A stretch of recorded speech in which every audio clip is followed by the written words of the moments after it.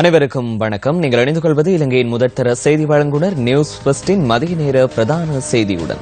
News first பிரதான கலையகத்திலிருந்து உங்களை சந்திக்கும் நான் சண்முகநாதன் வினோதர்ஷன். விரிவான செய்திகளுக்கு செல்லும் முன்னர் முதலில் தலைப்புச் செய்திகள். சோமாலிய கடற்கொள்ளையர்களால் கடத்தப்பட்ட கப்பலில் இருக்கும் இலங்கையர்களை மீட்பதற்கான நடவடிக்கைகளை மேற்கொண்டு வருவதாக வெளிவிவகார அமைச்சு தெரிவித்துள்ளது. தென்கொரிய வெளிவிவகார அமைச்சர் யோன் பியோங் சே உத்தியோகபூர்வ விஜயம் மேற்கொண்டு இன்று நாட்டை வந்தடைந்தார். திருகோணமலை கிண்ணியா கல்வி வலயத்திற்குட்பட்ட அனைத்து பாடசாலைகளுக்கும் இன்று முதல் 3 நாட்களுக்கு விடுமுறை. மக்கள் சக்தி 100 நாள் திட்டத்தின் 2வது கட்ட பூர்த்தி விழா நாடளாவிய ரீதியில் இன்று கொண்டாடப்படுகின்றது. இனி விரிவான செய்திகள். சோமாலிய கடற்கொள்ளையர்களால் கடத்தப்பட்ட கப்பலில் இருக்கும் இலங்கையர்களை மீட்பதற்கான நடவடிக்கைகளை மேற்கொண்டு வருவதாக வெளிவிவகார அமைச்சு தெரிவித்துள்ளது. சர்வதேச நாடுகள் மற்றும் சர்வதேச அமைப்புகளுடன் இணைந்து இலங்கை பணியாளர்களை மீட்பதற்கான முயற்சியில் ஈடுபட்டுள்ளதாக வெளிவிவகார அமைச்சின் ஊடக பேச்சாளர் மகேஷினி கொலென்னே கூறியுள்ளார். சோமாலியாவின் ஜிபூட்டி துறைமுகம் அருகில் கடற்கொள்ளையர்களால் கடத்தப்பட்ட கப்பலில் இலங்கை பணியாளர்கள் 8 பேர் இருப்பதாக வர்த்தக கப்பல் பணிப்பாளர் அஜித் செனவிரத்ன தெரிவித்துள்ளார். இவர்களின் பாதுகாப்பை உறுதி செய்வது தொடர்பில் சம்பந்தப்பட்ட பிரிவினருடன் தொடர்பை ஏற்படுத்தி செயற்பட்டு வருவதாக வெளிவிவகார அமைச்சு குறிப்பிட்டுள்ளது. ஏரிஸ் 13 என்ற எரிபொருள் கப்பல் சோமாலிய கடற்கொள்ளையர்களால் நேற்று முன்தினம் கடத்தப்பட்டிருந்தது. இந்த கப்பலையும் அதில் உள்ளவர்களையும் விடுவிப்பதற்காக கடற்கொள்ளையர்கள் கப்பம் கோரியுள்ளதாக சர்வதேச ஊடகங்கள் செய்தி வெளியிட்டுள்ளன. எவ்வாறாயினும் கடற்கொள்ளையர்கள் இதுவரை எவ்வளவு பணம் கப்பமாக வழங்கப்பட வேண்டும் என்பதனை அறிவிக்கவில்லை என்பதும் குறிப்பிடத்தக்கதாகும். தென்கொரிய வெளிவிவகார அமைச்சர் யோன் பியோங் சே உத்தியோகபூர்வ விஜயம் மேற்கொண்டு இன்று நாட்டை வந்தடைந்தார். இலங்கைக்கும் கொரியாவுக்கும் இடையிலான ராஜதந்திர உறவுகள் ஆரம்பிக்கப்பட்டு 40 வருடங்கள் பூர்த்தியாவதை அடையாளப்படுத்தும் நோக்கில் கொரிய வெளிவிவகார அமைச்சர் யோன் பியோங் சே இலங்கை வருகை தந்துள்ளதாக வெளிவிவகார அமைச்சு தெரிவித்துள்ளது. இந்த வருகை மூலம் இரு நாடுகளுக்கிடையிலான நட்புறவை மேம்படுத்தும் கலந்துரையாடல்கள் இடம்பெறவுள்ளதாக தெரிவிக்கப்படுகின்றது. 31 வருடங்களின் பின்னர் கொரிய குடியரசின் வெளிவிவகார அமைச்சர் ஒருவரது இலங்கைக்கான விஜயம் அமைந்துள்ளதாக வெளிவிவகார அமைச்சு தெரிவித்துள்ளது. 1986 ஆண்டில் அப்போதைய தென்கொரிய வெளிவிவகார அமைச்சர் லீ வான் கியூங் இலங்கைக்கு உத்தியோகபூர்வ விஜயம் மேற்கொண்டிருந்தமை குறிப்பிடத்தக்கதாகும். திருகோணமலை கிண்ணியா கல்வி வலயத்தில் உள்ள அனைத்து பாடசாலைகளுக்கும் இன்று முதல் 3 நாட்களுக்கு விடுமுறை வழங்கப்பட்டுள்ளது.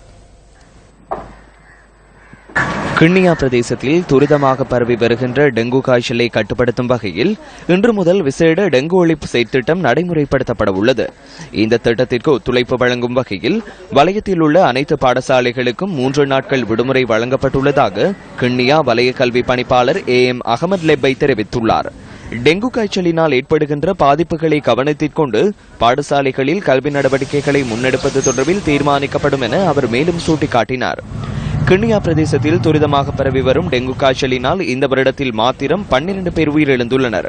நேற்று முன்தினம் கர்ப்பிணி தாய் உள்ளிட்ட 4 டெங்கு காய்ச்சலால் உயிரிழந்தனர். பிரதேசத்தில் 1000க்கும் மேற்பட்டவர்கள் டெங்கு காய்ச்சலால் பீடிக்கப்பட்டுள்ளமை தெரியவந்துள்ளதாக சுகாதார தரப்பினர் தெரிவிக்கின்றனர். வடக்கு மற்றும் கிழக்கு மாகாண பட்டதாரிகளின் ஆர்ப்பாட்டம் இன்றும் தொடர்கின்றது. யாழ் மாவட்ட செயலகத்திற்கு முன்பாக வடமாகாண வேலையேற்ற பட்டதாரிகளின் போராட்டம் இன்றும் தொடர்கின்றது. மட்டக்களப்பில் உள்ள 1600க்கும் மேற்பட்ட வேலையேற்ற பட்டதாரிகளுக்கு நியமனம் வழங்க கோரும் போராட்டம் 23வது நாளாகவும் இன்றும் தொடர்கின்றது. மாவட்ட வேலையேற்ற பட்டதாரிகளாக நாங்கள் இன்று 23வது நாளாகவும் எங்களுடைய சத்தியாகிரக போராட்டத்தை தொடர்ந்து கொண்டிருக்கின்றோம். நேற்றைய தினம் கௌரவ முதலமைச்சர் மற்றும் பிரதமரின் ஆலோசகர் ஆகியோர் சேர்ந்து நடத்திய ஒன்றுகூடலின் பிரகாரம் 2012-13 ஆண்டுக்குரிய பட்டதாரிகளை உள்ளிருப்பது தொடர்பாக ஆலோசிக்கப்பட்டதாக கூறப்பட்டது. அந்த தீர்மானத்தை நாங்கள் ஏற்றுக்கொள்ளவில்லை. தொடர்ந்தும் அனைத்து பட்டதாரிகளுக்கும் 2016 ஆண்டு வரையான அனைத்து பட்டதாரிகளுக்கும் நியமனம் வழங்கும் வரை எங்களுடைய போராட்டத்தை தொடர்ந்து மேற்கொள்வது என எங்களால் தீர்மானிக்கப்பட்டுள்ளது. அம்பாறை மாவட்ட வேலையற்ற பட்டதாரிகளும் இன்று 17வது நாளாக நியமனம் வழங்க கோரி ஆர்ப்பாட்டத்தில் ஈடுபட்டனர். அத்துடன் திருகோணமலையிலும் வேலையற்ற பட்டதாரிகள் போராட்டம் நடத்தி வருகின்றனர். 2016 வரையிலான பட்டதாரிகள் நாங்கள் 14வது நாளாகவும் எங்களது போராட்டத்தை தொடர்ந்து கொண்டிருக்கின்றோம்.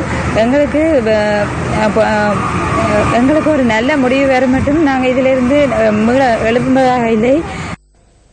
மட்டக்களப்பு ஏறாவூர் புன்னக்குடாவில் காணிகளை அளவீடு செய்யும் பணிகள் இன்றுடன் நிறைவு பெறவுள்ளன. நீதிமன்ற உத்தரவிற்கு அமைய காணி சீர்திருத்த ஆணைக்குழுவினூடாக கடந்த 8ஆம் தேதி முதல் காணி அளவீட்டு பணிகள் முன்னெடுக்கப்பட்டு வந்தன. கடந்த காலங்களில் பிரதேச அரசியல்வாதிகளால் புன்னக்குடாவில் அரச காணிகள் சிலருக்கு பகிர்ந்தளிக்கப்பட்டுள்ளதாக தெரிவித்து மக்கள் பெரும் எதிர்ப்பு தெரிவித்திருந்தனர்.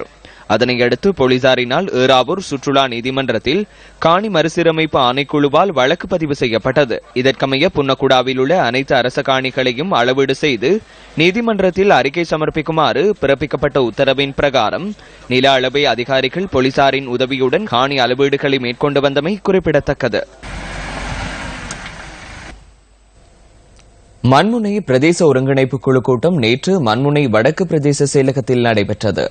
இணைத்தலைவர் ஸ்ரீநேசன் தலைமையில் நடைபெற்ற இந்த ஒருங்கிணைப்பு குழு கூட்டத்தில் கிழக்கு மாகாண சபை உறுப்பினர்களான துரை ராஜசிங்கம், ஷிப்லி ஃபாரூக், துரைரட்னம் மற்றும் பிருத்வி விசாலரத்ன, இந்திரகுமார் பிரசன்னா ஆகியோர் கலந்து கொண்டிருந்தனர். தனியார் விஷயம் திறக்கப்பட்டிருக்கு. ஐஸ் ஃபேக்டரி இது மூடப்பட்டிருக்கு.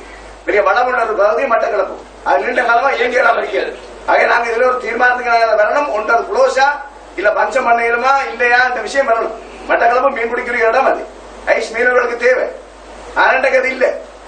அது ஏன் மூடப்பட்டது தெரியாது. மீனவர்கள் கூடுதலா மீன் பிடிக்கக்கூடிய ஒரு மைய பகுதியான இடத்துல காணப்படுது. அப்படியான ஒரு ஃபேக்டரி க்ளோஸ் பண்ணப்பட்டிருக்கிற கடந்த காலத்தில் இருந்து இந்த முகாமைத்துவ ரீதியாக ஏற்பட்ட ஒரு குறைபாடுகளும் இந்த வினைத்திறன் இல்லாத தன்மையும் மட்டும் கேள்விப்பட்டாங்க. மீன்பிடி நீரியல் கூட்டுத்தாபனம் எங்களுக்கு டிஎஸ் இவர்கிட்ட இருந்து இந்த இதுக்குரிய சரியான விளக்கத்தை பெறணும். அடுத்தது இப்படியான அரச துறையாளன் கொண்டு போகின்ற ஒரு நிகழ்ச்சி திட்டங்கள் அதாவது இப்படியான அபிவிருத்திக்கு சாதகமான திட்டங்கள் க்ளோஸ் பண்ணப்படுது சொன்னா அதே தனியார் துறைகள் வெற்றிகரமான முறையில் இதை கொண்டு செல்லப்படுது சொன்னா இதுல முக்கியமான காரணம் இந்த அரச துறைக்குரியவர்கள் அல்லது இது கூட்டுத்தாபனத்துக்குரியவர்கள் உள்ள சில நிதி சம்பந்தமான குறைபாடுகள் காரணமாக தான் இப்படியான விஷயங்கள் ஸ்டாப் பண்ணப்படுது நான் கேள்விப்படுறேன். டவுனுக்குள்ள 3 நிக்கிற ட்ரைனேஜ் இதோட பெரிய ஆபத்தான ஒரு விஷயம். போன வருஷம் நமக்கு நல்லா மழை வரல. இந்த வருஷம் கண்டிப்பா மழை வந்தா முடிஞ்சு. ஆக நாங்க இதுக்கான ஒரு மாஸ்டர் பிளான் எம்சிக்கான ஒரு கழிவுநீர் அகற்றுற விஷயம், தண்ணி ஓடுற விஷயம், கிரவரோட சம்பந்தப்பட்ட விஷயம் இதுக்கெல்லாம் நாங்க நீண்ட காலம் அப்படி இருந்து கொண்டு வரோம். இதுக்கு சமனாக வேற வேலை நடந்து கொண்டு போகும். யூடிஏக்கு சம்பந்தப்பட்ட போன டிசி நாங்க முடிவெடுத்தோம். யூடிஏக்கு இருக்கிற பண்டை நாங்க அப்படியே கொண்டு வரணும். கூட்ட தீர்மானத்தை அனுப்பணும். யூடிஏக்கு பண்டை கொண்டு வந்து அது இன்னும் இல்லை. ஆக தயவு செய்ய உண்மையில உள்ளூராட்சி சபைக்குரிய அதிகாரங்கள் மாகாண சபையில இருக்கு. மாகாண சபையில முதலமைச்சருக்குள்ள இந்த உள்ளூராட்சி சபையெல்லாம் இருக்கு. ஆக இந்த விஷயத்தை கூடுதலாக அழுத்தம் கொடுக்க வேண்டியது மாகாண சபைகள். இப்ப எங்கட நகர பிரதேசத்துல காணப்படுற பல வீதிகள் கிரவலும் கூட கிடைக்காத நிலையில காணப்படுகிற விஷயத்தை முதலமைச்சர்கிட்ட கொடுக்கணும். சொல்ல வர விஷயம் தீர்மானம் யூடிஏக்கு ஒரு ப்ரொஜெக்ட் தயாரிச்சு அனுப்பணும். நடந்திருக்காப்ப யூடிஏ அடுத்தது நிறைய இடங்கள்ல கவசம் இல்லாம அதுகளுக்காக சின்ன அமௌண்ட் நீங்க ரோடுக்கு பாக்க கிரவல் போட்டு பிரயோஜனம் இல்லை. கம்ப்ளீட் நீங்க ரோடு போடுறீங்கன்னா அதை ஹாஃப் தான் போடலாம். 1-2 பேர் ஆட்கள் இந்த ஹோல்சேல் வியாபாரியா மாறிருக்காங்க. இந்த அத்துமுறை விளையாது ஒரு 350, 380, 375 பேரு கிட்ட விடிய பின்னர் 5 மணிக்கு போனா விடிய வீசினாலும் 2 கிலோ. ஆனா 1 hour ஆபரேஷன் 10 கிலோ. இந்த நிலைமை மாறணும். பாமர மக்களுக்கு பிரச்சனை இருக்கிறது. தமிழீழ விடுதலை புலிகள் இயக்கத்தின் முன்னாள் பெண் போராளி உள்ளிட்ட இருவர் எதிர்வரும் 28ஆம் தேதி வரை விளக்கமறியலில் வைக்கப்பட்டுள்ளனர். சந்தேக நபரான பெண் உள்ளிட்ட 4 சந்தேக நபர்கள் நேற்று முன்தினம் வெள்ளப்பாய பகுதியில் கைது செய்யப்பட்டனர். தாம் புனர்வாழ்வு பெற்ற முன்னாள் போராளி என சந்தேக நபரான பெண் விசாரணைகளின் போது தெரிய வந்துள்ளார். முச்சக்கர வண்டியில் சந்தேக நபர்கள் பயணித்துக் கொண்டிருந்த போது 119 என்ற போலீஸ் அவசர அழைப்பு இலக்கத்துக்கு கிடைத்த தகவலுக்கமைய கைது செய்யப்பட்டுள்ளார். மக்கள் சக்தி 100 நாள் செயற்திட்டத்தின் 2ஆம் கட்டத்தின் பூர்த்தி விழா இன்று நாடளாவிய ரீதியில் கொண்டாடப்படுகின்றது. கிளிநொச்சி பரந்தன் அரசினர் தமிழ் கலவன் பாடசாலையில் இன்று இடம்பெற்ற நிகழ்வில் கனேடிய பாராளுமன்ற பிரதிநிதிகள் மற்றும் கனேடிய வர்த்தகர்கள் அடங்கிய குழு கலந்து கொண்டு மக்கள் சக்தி செயற்திட்டத்திற்கு வாழ்த்து தெரிவித்தது.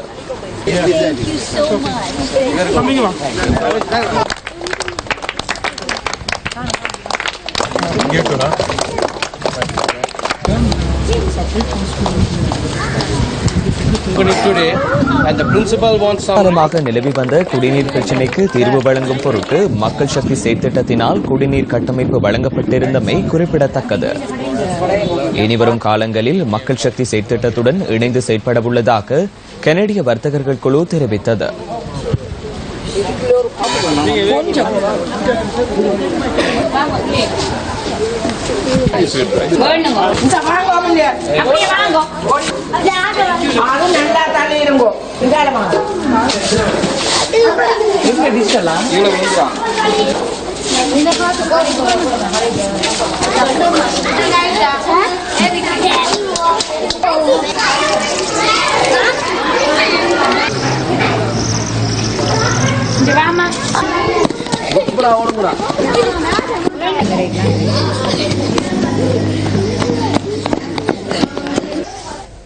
பல நாட்கள் கடந்த போதிலும் விடாமுயற்சியுடன் தொடர்கின்றது காணாமலாக்கப்பட்டோரின் உறவினர்களின் போராட்டங்கள்.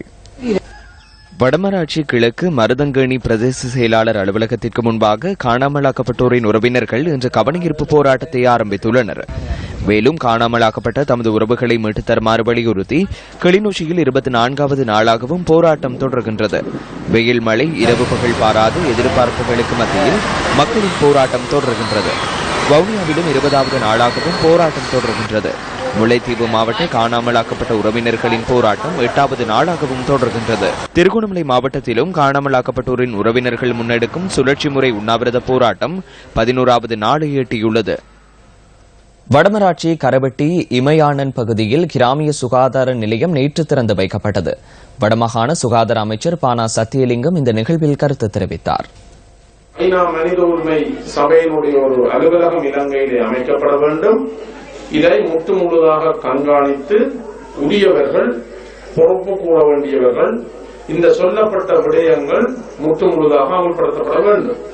மூன்றாவது, இது தவறும் பட்சத்திலே சர்வதேச சட்ட விதிமுறைகளுக்கு அமைவாக இந்த நாடு பொறுப்பு கூறுகின்ற ஒரு நிலைப்பாட்டை சர்வதேசம் அல்லது ஐநா கொண்டு வர வேண்டும். ஆனால் அடுத்த நாள் பத்திரிகை செய்தியை பார்த்தீங்கன்னா தமிழ் தேசிய கூட்டமைப்பு அரசாங்கத்துக்கு ஆதரவு அளித்துள்ளது. இதுதான் தலையங்கம். இப்படியான குளறுபடியான செய்திகளின் மூடாக என்னத்தை அவர்கள் சாதிக்க விரும்புகிறார்கள் என்பதற்கு அப்பால் எங்களுக்கு கிடைத்த இந்த சந்தர்ப்பத்தை நாங்கள் தவறவிடக்கூடாது. கேப்பாப்புலவு மக்களின் நில விடுவிப்பு போராட்டம் தீர்வின்றி தொடர்கின்றது. படையினர் வசமுள்ள தமது காணிகளை விடுவிக்க கோரி முன்னெடுக்கப்படும் இந்த போராட்டத்தின் 15வது நாள் இன்றாகும். சீனியாமோட்டை, சூரிபுரம், கேப்பாப்பிலவு ஆகிய 3 கிராமங்களின் 128 குடும்பங்களைச் சேர்ந்த மக்கள் போராட்டத்தில் ஈடுபட்டு வருகின்றனர். நாங்கள் கேப்பாலையிலிருந்து இடம்பெயர்ந்து அல்லோலப்பட்டு முள்ளிவாய்க்கால் இந்த இடங்கள் எல்லாம் திரிந்து நாங்கள் இன்றைக்கு அகதியாக இருந்து மீண்டும் இந்த வற்றாப்பளைக்கு வந்திருக்கிறோம். ஆனால் வந்தும் எங்கட நிலத்துக்கு எங்கட சொந்த பூர்வீகமான எங்கட சொந்த வாழ்விடத்துக்கு போக முடியாமல் தவிச்சுக் கொண்டிருக்கிறோம். இதேவேளை கிளிநொச்சி பன்னங்கண்டி மக்களின் போராட்டம் 12வது நாளாக இன்றும் தொடர்கின்றது. பல வருடங்களாக குறித்த பகுதியில் வசித்து வரும் தமக்கான காணி உரிமத்தை வழங்க வேண்டும் என்பதே பன்னங்கண்டி மக்களின் கோரிக்கையாகும்.